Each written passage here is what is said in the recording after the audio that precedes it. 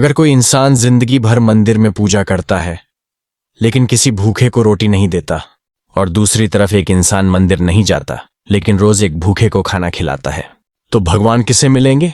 इसी सवाल ने एक पूरे गांव को खौफ और चमत्कारों में उलझा दिया, और जब सच सामने आया तो लोगों का धर्म से भरोसा उठ गया। ये कहानी है जहां कर्म और धर्म की टक्कर में खुद भगवान को आना पड़ा।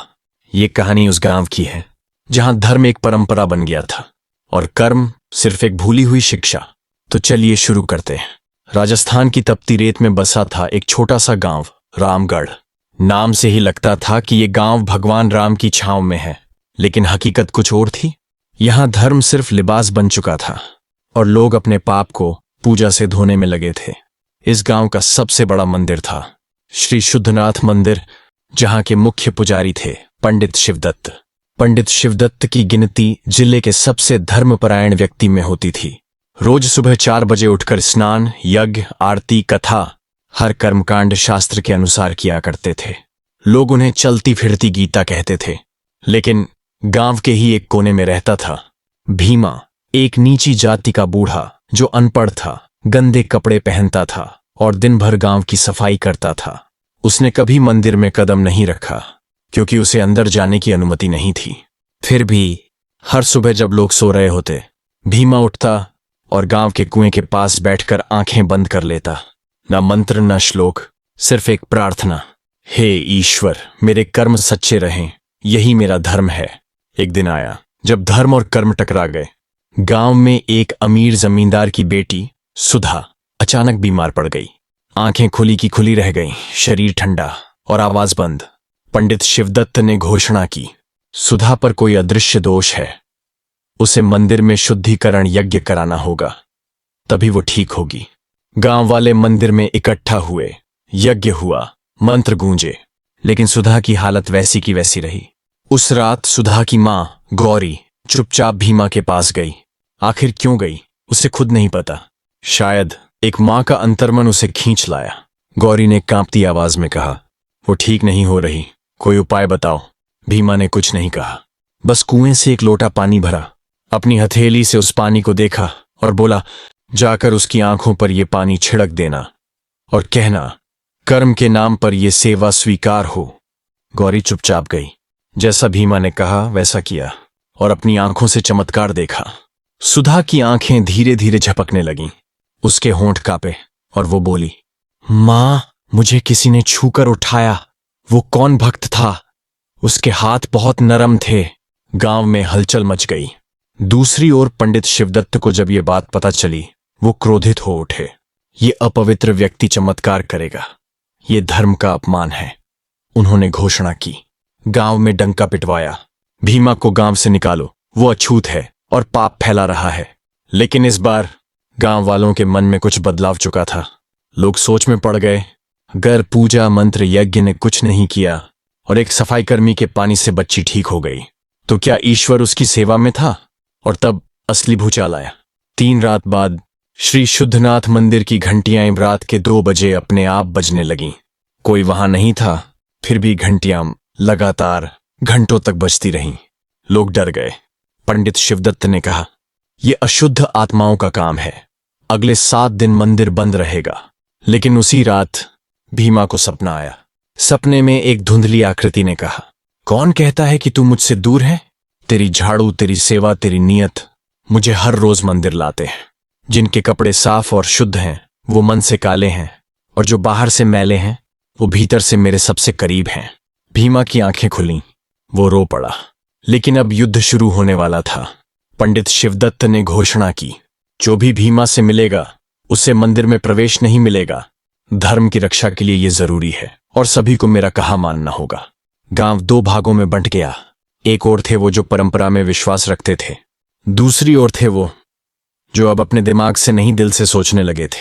गांव के इतिहास में पहली बार धर्म के नाम पर युद्ध हुआ और फिर आकाशवाणी हुई। वो रात थी अमावस्या की। आकाश पर घना अंधकार था, जैसे कोई अनदेखी शक्ति पूरी धरती को निगल लेना चाहती हो। गांव के लोग खामोश थे। एक ओर मंदिर था, शुद्ध और चमचमाता, दूसरी ओर भीमा का मिट्टी से बना टूटा सा घर।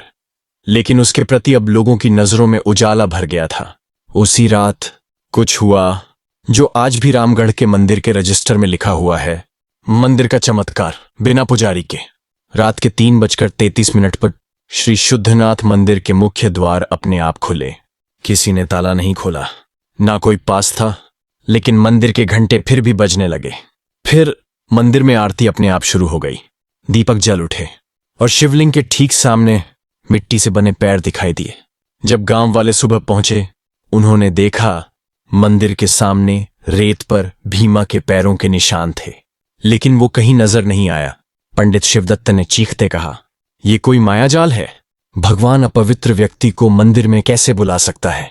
लेकिन तभी गांव की सबसे बुजुर्ग महिला अंबा दादी सामने आई।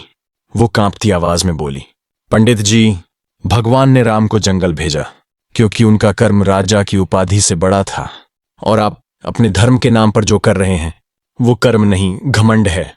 गांव वाले स्थिर हो गए। ऐसा पहली बार हुआ था कि किसी ने पंडित शिवदत्त के सामने ये बात कही थी।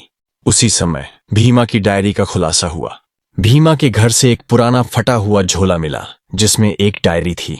उस डायरी में लिखा था, मैं मंदिर में नहीं जा सकता क्योंकि मेरी जाति, मेरी गरीबी मुझे रोकती है। लेकिन क्या मेरा झाड़ू लगाना, भगवान की राह को साफ करना नहीं है? क्या रोज कुएं से पानी लाकर गांव वालों के लिए रख देना सेवा नहीं है? अगर मेरे कर्म ही मेरा धर्म है तो मैं ईश्वर को हर रोज महसूस करता हूं, बिना घंटियां बजाए, बिना मंत्र पढ़े, सिर्फ एक प्रार्थना से, हे प्रभु, मुझे वो रास्ता दिखा जिसमें किसी और के लिए रोशनी हो। गांव की आंखें भर आईं। अगली सुबह भीमा खुद मंदिर पहुंचा। साफ कपड़े पहने, माथे पर तिलक, लेकिन आंखों में वही विनम्रता। पंडित शिवदत्त पहले ही वहां मौजूद थे। भीमा ने मंदिर के द्वार पर खड़े होकर कहा, पंडित जी, क्या मैं अंदर आ सकता हूं? शिवदत्त ने क्रोधित होकर कहा, तेरे जैसे अपवित्र व्यक्ति का मंदिर में प्रवेश मना है। धर्म अपवित्रता को स्वीकार नहीं करता। भीमा शांत रहा। फिर वो धीरे से बोला, अगर धर्म किसी को अपवित्र कहे तो क्या वो सच में धर्म है? तो आज अपने दरवाजे मेरे लिए खोल देना, वरना मैं खुद को गलत मान लूंगा। और तभी शिवलिंग के पास रखे दीपक अचानक प्रज्वलित हो उठे। घंटियां फिर से अपने आप बजने लगीं और मंदिर का आंतरिक द्वार, जो केवल पंडित शिवदत्त खोल सकते थे, अपने आप खुल गया। पूरा गांव चौंक पड़ा। भगवान ने खुद एक झाड़ू वाले की प्रार्थना सुनी। तभी मंदिर के गर्भगृह से एक आवाज गूंजी। किसी को नहीं पता था कि वो किसकी आवाज थी, लेकिन हर दिल ने उसे सुना। जो धर्म में अहंकार लाए वो अधर्म है, और जो कर्म में प्रेम लाए वही सच्चा धर्म है। मुझे पूजा नहीं चाहिए, मुझे वो चाहिए जो किसी रोते हुए को अपने हाथों से सहारा दे, जो किसी भूखे प्यासे जीव की सेवा करें। मैं स्वयं उससे प्रेम करता हूं। गांव झुक गया और पंडित शिवदत्त अपने गले में पहने जनेऊ को खोलते हुए बोले, आज मुझे पहली बार सच्चे धर्म का बोध हुआ है। वो दिन इतिहास बन गया और अब मंदिर में किसी के कपड़े, जात या हाथ की रेखाएं नहीं देखी जाती। अब वहां पूजा से पहले सेवा होती है। पंडित शिवदत्त अब मंदिर के बाहर बैठे लोगों को पढ़ना सिखाते हैं। और भीमा, वो अब नहीं रहा, लेकिन मंदिर के बाहर उसकी एक मूर्ति है जिसके नीचे लिखा है, धर्म वही है जो दूसरों के प्रति अच्छे कर्म व सेवा करे। उस दिन के बाद रामगढ़ अब पहले जैसा नहीं रहा। जिस गांव में धर्म किताबों के अनुसार चलता था, अब वो सेवा की मिट्टी से महकने लगा। हर सुबह मंदिर के दरवाजे खुलने से पहले अब कुएं से एक लोटा पानी आता है जिसे भीमा जल कहा जाता है। पंडित शिवदत्त अब पहले जैसे नहीं रहे। उन्होंने अपने गले का जनेऊ उतारकर गांव की पाठशाला में एक नया काम शुरू किया, धर्म और कर्म के ज्ञान का बखान। अब हर बच्चा सबसे पहले 2 बातें सीखता है। पहली, मंदिर जाना जरूरी नहीं, लेकिन मंदिर जैसे कर्म करना जरूरी है। दूसरी, धर्म कोई पहनावा नहीं, धर्म सेवा की सादगी है। एक दिन शिवदत्त जी ने अपने छात्रों से पूछा, बच्चों बताओ, अगर कोई हर दिन मंदिर आए, आरती करे, पूजा करे, पर किसी गरीब को पानी तक न दे, तो क्या वो धर्मात्मा है? छोटे गोविंद ने तुरंत कहा, नहीं गुरुजी, अगर वो इंसान की सेवा नहीं कर रहा तो भगवान उसकी पूजा क्यों स्वीकार करेंगे? शिवदत्त की आंखें भर आईं। आप सोच रहे होंगे, भीमा अब कहां है? उस दिन मंदिर में जब चमत्कार हुआ और आकाशवाणी गूंजी, भीमा सीढ़ियों पर बैठा था। उसके चेहरे पर कोई उत्तेजना नहीं थी, ना गर्व, ना क्रोध, सिर्फ एक संतोष, मानो जैसे उसने ईश्वर को प्राप्त कर लिया हो। उसने आंखें बंद की, माथे पर हाथ रखा और वहीं शांत बैठा रहा। लोगों ने समझा वो ध्यान में है। लेकिन जब शिवदत्त जी उसके पास पहुंचे, उन्होंने उसकी नाड़ी देखी तो पाया कि भीमा अब इस संसार में नहीं रहा। उसने जिस क्षण भगवान को भीतर पाया, उसी क्षण शरीर त्याग दिया। जहां वो बैठा था उसी जगह गांव वालों ने समाधि बनाई। ना कोई शिलालेख, ना कोई मूर्ति, सिर्फ एक पत्थर जिस पर खुदा है। यहां वो बैठा था जिसने कर्म से धर्म को जिया। अब हर व्रत से पहले लोग यहां आकर भीमा जल से हाथ धोते हैं और एक वचन लेते हैं, मैं जो भी पूजा करूंगा उससे पहले किसी जरूरतमंद के लिए कुछ सेवा करूंगा। उन्होंने आखिरी बार मंदिर में कथा की। गांव के हजारों लोग आए। उन्होंने अपनी कांपती आवाज में कहा, मैंने वर्षों तक धर्म पढ़ाया लेकिन कर्म को नजरअंदाज किया। मैंने गीता के श्लोक रटे लेकिन उसमें छिपा प्रेम और सेवा भूल गया। मुझे ईश्वर ने भीमा के रूप में शिक्षा दी कि धर्म वो नहीं जो शास्त्र कहता है, धर्म वो है जो हृदय कहे और जिसमें दूसरों की भलाई छिपी हो। फिर उन्होंने सबकी ओर देखा और कहा, अगर कोई भूखा हो तो पहले उसे खाना दो, फिर उसके लिए आरती करना। अगर कोई दुखी हो तो पहले उसे गले लगाओ, फिर उसके लिए भजन गाओ। क्योंकि अगर तुम्हारा धर्म दूसरों को अपवित्र कहे तो वो अधर्म है, और अगर तुम्हारा कर्म किसी को मुस्कुराने पर मजबूर कर दे तो वो परम धर्म है। कहानी का अंतिम संदेश, भीमा अब नहीं है लेकिन उसकी सादगी में भगवान बस गए हैं। उसने ना किसी वेद को पढ़ा, ना किसी मंत्र का उच्चारण किया, लेकिन हर रोज अपने कर्मों से वो एक शांत प्रार्थना करता रहा। और जब समय आया तो भगवान ने उसी शांत प्रार्थना को अपने मंदिर में गूंजता हुआ मंत्र बना दिया। तो भक्तों, अब बताइए इस कहानी ने क्या सिखाया? क्या धर्म सिर्फ वो है जो दिखता है, या धर्म वो है जो बिना बोले भी किसी के जीवन में बदलाव ला दे? कमेंट में जरूर बताइए, आपके अनुसार कर्म बड़ा या धर्म बड़ा? और अगर ये कहानी आपके दिल को छू गई हो तो इसे दूसरों तक जरूर पहुंचाइए, क्योंकि हो सकता है आपकी एक सेवा किसी और के जीवन की सबसे बड़ी प्रार्थना बन जाए।